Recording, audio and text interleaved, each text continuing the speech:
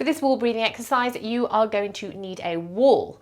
Now, stand in front of it with your feet maybe half a step to a step in front of the wall. Then the hips and the shoulders, that mid-back and the head are going to come against it.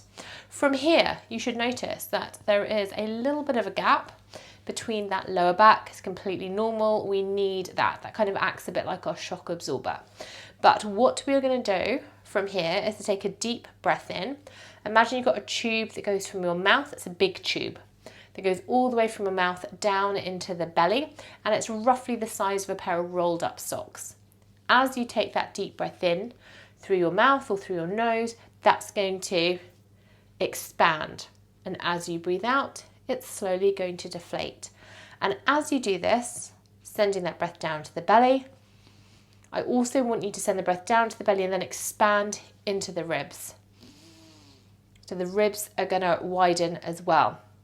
Then on the exhale, I want you to breathe out. And as you breathe out, I want you to think about drawing those ribs around the spine.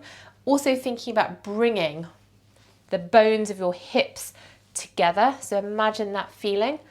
And as you do so, for that breath out, you should notice that your lower back will essentially just lightly press against the wall. As you breathe in and relax, you'll get a bit more of that arch back. Then as you breathe out,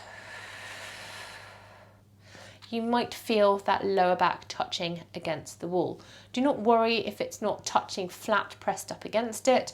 All we're looking to do is to get that difference from breathing in, expanding and breathing out, drawing those ribs down, engaging through those tummy muscles. And it's a really good practice for getting those ribs mobile and moving, expanding, and then also drawing down, because when we draw them down and that back flattens against the wall, we're essentially getting these ribs stacked over the pelvis.